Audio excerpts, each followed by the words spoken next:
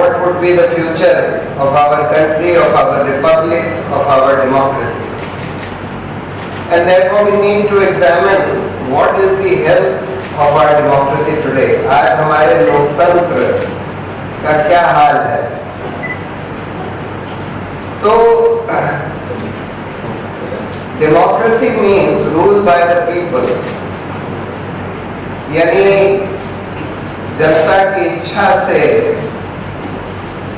हमारी सरकारें चलें, फैसले लिए जाएं, नीतियां बनाई जाएं, कानून बनाए जाएं जनता की इच्छा से। And unfortunately we did not adopt any form of direct democracy. We adopted a form of representative democracy where we have the right to vote for our representatives once in 5 years. Thereafter, those elected representatives go to Parliament or the state assemblies and they decide what policies, what laws, what decisions are to be taken. They form the government.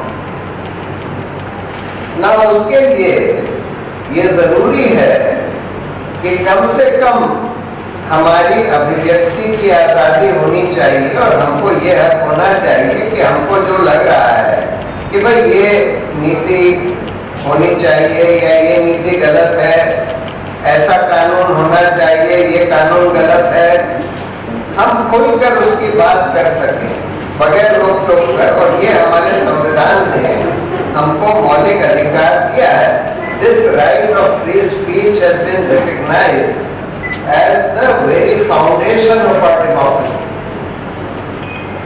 लेकिन अगर आज हम ये देखें कि हमारी speech कितना free है, to what extent are we free to express ourselves, तो हम ये देखते हैं कि एक तरफ जो सरकार के विरोधी हैं, ऑपोजिशन में हैं, उन लोगों को कई बार अरेस्ट कर लिया जाता है। 2 मुख्यमंत्रियों को अरेस्ट कर लिया गया है। कई बार उनके खिलाफ enforcement directorate, CBI, income tax के मुकदमे चला दिए जाते हैं। ऑपोजिशन पार्टीज के तो अकाउंट्स ही फ्रीज कर रखे हैं, बहुत सारी ऑपोजिशन पार्टीज के अकाउंट्स फ्रीज कर रखे हैं। यानी एक तरफ तो ये हाल है कि भाजपा के पास बाकी सारी पॉलिटिकल पार्टीज को अगर हम मिला भी लें तो उनसे भी दुगनी संपत्ति सिर्फ भाजपा के पास है। इलेक्टोरल बॉन्ड में ही आधा पैसा 16,500 करोड़ के इलेक्टोरल बॉन्ड्स खरीदे गए, उसमें से आधा पैसा सिर्फ एक पार्टी यानी भाजपा को दिए गए। और दूसरी तरफ हम ये देख रहे हैं कि जो थोड़ा बहुत पैसा ऑपोजिशन पार्टीज के पास है उसको भी कोशिश ये करी जा रही है कि इनकम टैक्स, ईडी वगैरह का इस्तेमाल करके उनके अकाउंट्स फ्रीज कर दिए जाएं, उनको अपना उनके पास जितना भी पैसा है उसको भी यूज ना करने दिया जाए। ईडी, आईटी वगैरह का मिसयूज हम रोज देख रहे हैं कि, और हम अभी इंडियन एक्सप्रेस ने एक स्टोरी करी जिसमें ये बताया गया कि पिछले कुछ सालों में 25 विपक्ष के नेताओं के ऊपर एनफोर्समेंट डायरेक्टरेट के इनकम टैक्स के छापे पड़े, एक्शन हुआ और उसके बाद उन लोगों ने भाजपा ज्वाइन कर ली, 25 लोगों ने। और भाजपा ज्वाइन करने के बाद उन 25 में से 23 के खिलाफ या तो केस खत्म कर दिया गया या उसको ठंडे बस्ते में डाल दिया गया। इसीलिए उसको बीजेपी की वॉशिंग मशीन कहा जाता है। और यही चीज इलेक्टोरल बॉन्ड्स में भी निकल कर आई, जो अंजलि ने बताया कि बहुत सारी ऐसी कंपनियां जिनके खिलाफ ईडी ने कोई एक्शन लिया या आईटी ने कोई एक्शन लिया या सीबीआई ने कोई एक्शन लिया, उसके बाद वही कंपनियां हजारों करोड़ के इलेक्टोरल बॉन्ड खरीद के भाजपा को दे देती हैं और उसके बाद इन एजेंसीज का एक्शन उनके ऊपर खत्म हो जाता है। अब एक बड़ा सवाल ये है कि क्या ये वसूली करी जा रही थी, यानी कि जबरदस्ती के लिए उन कंपनियों के ऊपर ईडी का एक्शन लिया गया जिससे कि उनसे पैसों की वसूली करी जा सकती है इलेक्टोरल बॉन्ड के जरिए,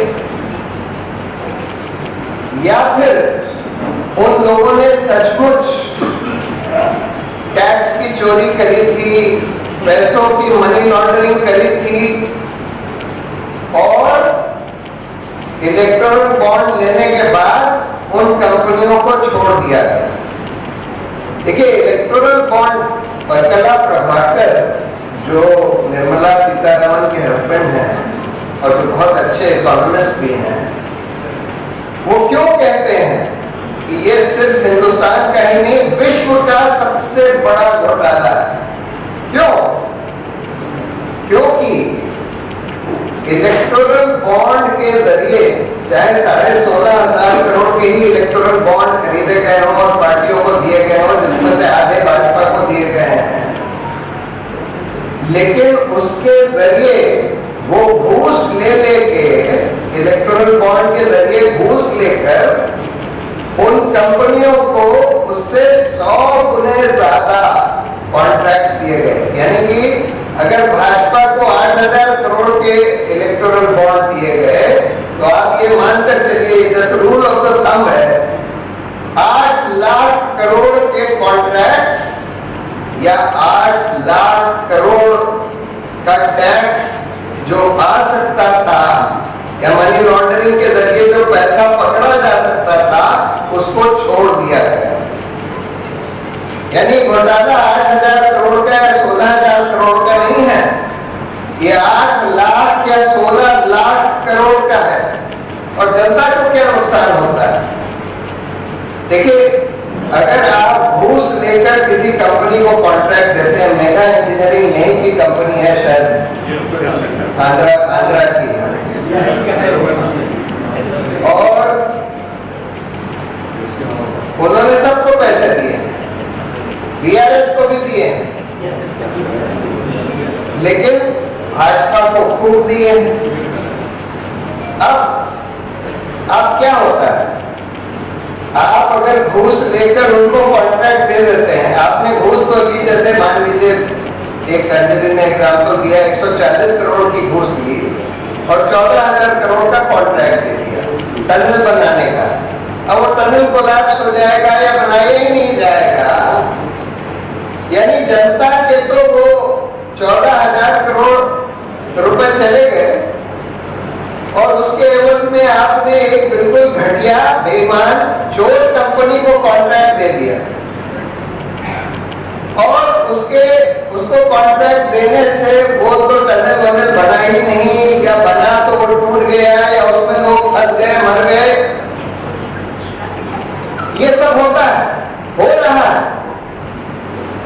दूसरी बात, आपने इन दवाई बेचने वाली कंपनियों से इलेक्टोरल बॉन्ड के जरिए घूस ले ली और उनको जानलेवा दवाइयां बेचने दी।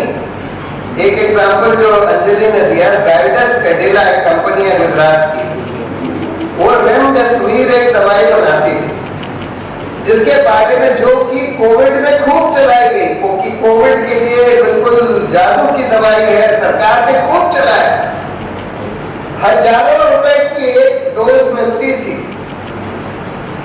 लाखों करोड़ का हमको फायदा हुआ होगा उस दवाई से, या 10,000 करोड़ का। अब उसका पता था कि ये जानलेवा बहुत खतरनाक दवाई है, इससे फायदा कुछ नहीं होता, लोग मर रहे हैं, लाखों लोग मार दिए गए हिंदुस्तान में, और उससे आपने घूस लेकर वो जानलेवा दवाई, खतरनाक दवाई को चलने दिया, लोगों को मरने दिया।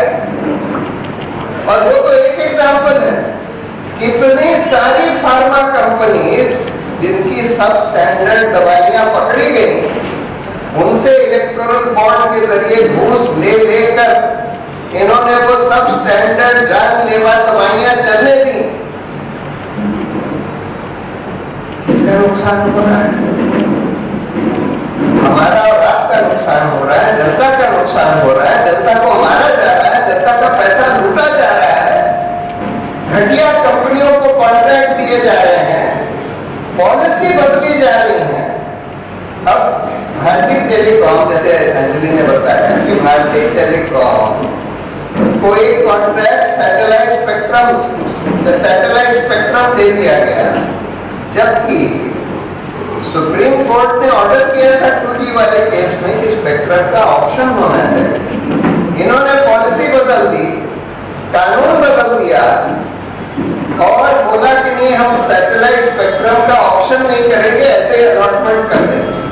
और भारतीय टेलीकॉम से 100 करोड़ से ज्यादा के इलेक्टोरल बॉन्ड ले लिए, घूस ले दी और उनके हक में पॉलिसी बदलकर उन्हीं को कॉन्ट्रैक्ट दे दिया। तो हर तरह से आप इस देश का नुकसान कर रहे हैं, देश को चौपट कर रहे हैं। मैजेस्टिक स्वीट्स पिछले 22 साल से आपकी खिदमत में लजीज मिठाई और नमकीन पेश करते आ रहे हैं। मैजेस्टिक स्वीट्स की मिठाई बिलखुसूस अजमेरी कलाकंद न सिर्फ हैदराबाद बल्कि बैरून मुल्क भी मशहूर और मारूफ है। ताज़ी जायकेदार मिठाई और नमकीन के लिए तशरीफ़ लाइए। Majestic sweets and savouries, Mehdipatnam. Majestic sweets and नमकीन, टोली चौकी, हैदराबाद। नाम रखाई के स्पेशल लड्डू या गिफ्ट पैक ऑर्डर करने के लिए कॉल करें 8125359745 या 9858 75153 पर।